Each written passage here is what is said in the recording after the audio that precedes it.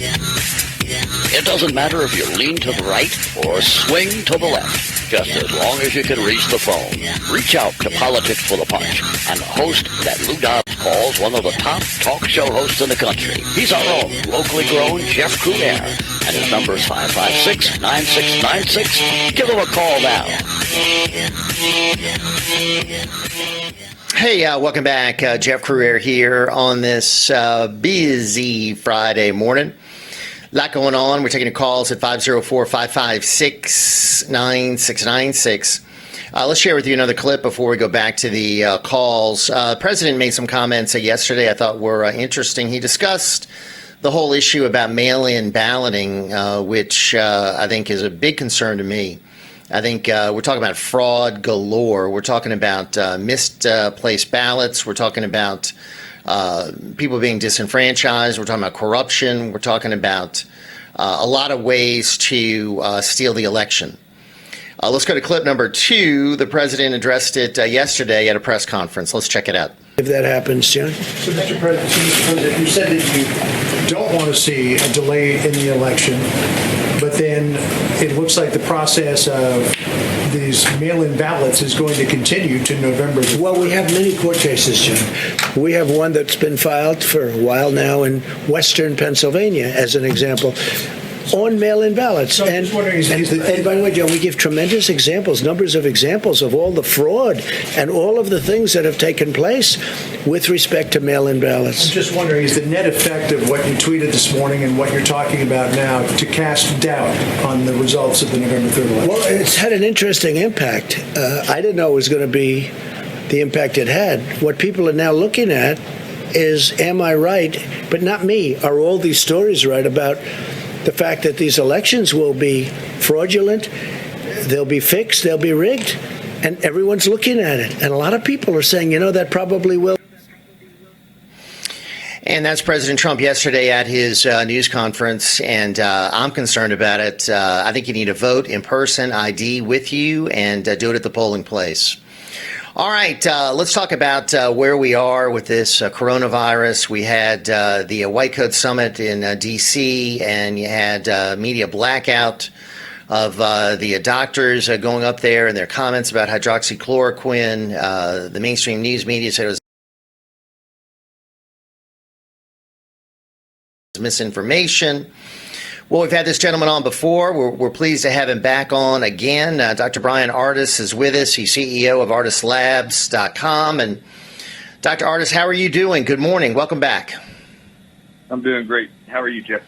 Very good. And thanks so much for being with us. So what did you make of the White Coat Summit that occurred this week in D.C.? Well, there was a couple things. Actually, I was very proud to see a couple things and a few things said. One was that there's a spider web of fear and anxiety going throughout the country that is absolutely true.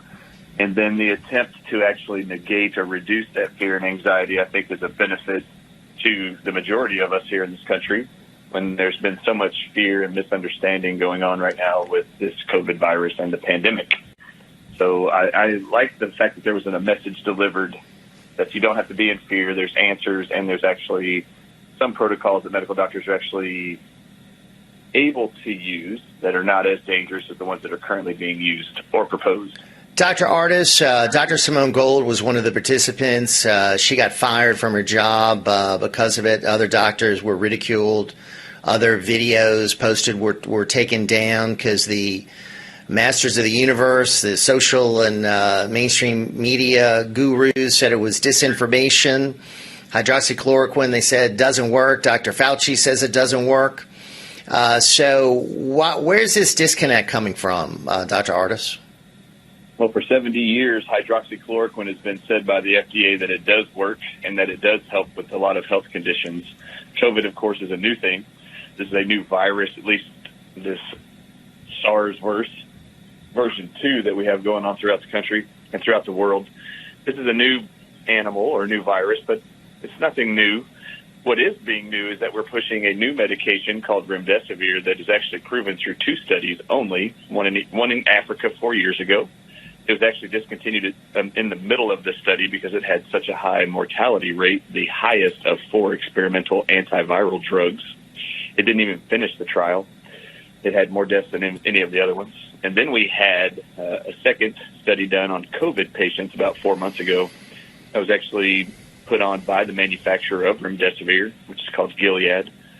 And they actually found that 23% of all the participants in that study that was sponsored by the actual manufacturer, they had 4 scenarios that occurred that are considered serious adverse effects, all of which are lethal and can actually lead to death.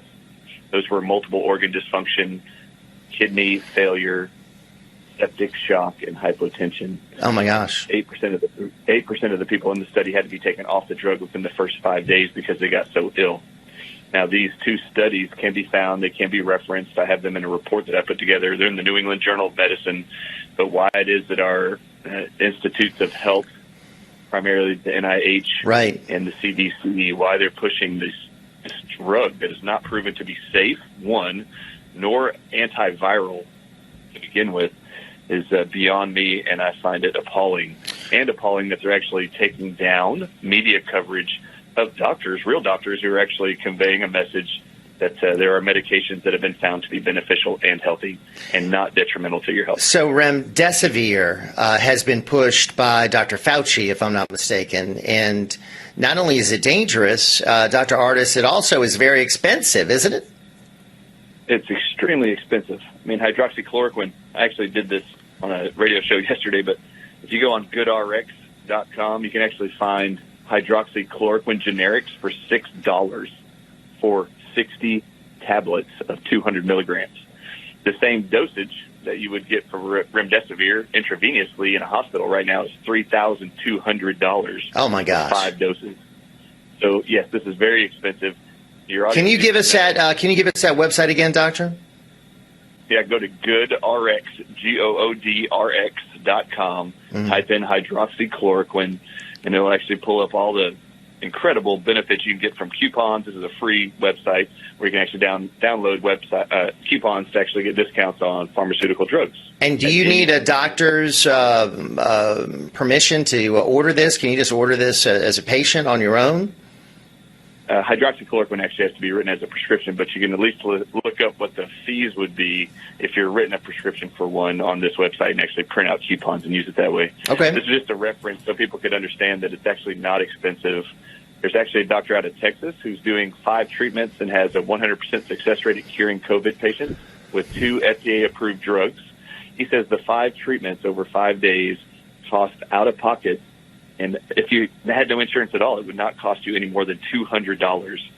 What they're actually pushing in the form of Remdesivir, 5 treatments, is $3,200 on an investigational drug. Right. And this is what makes me upset, Jeff.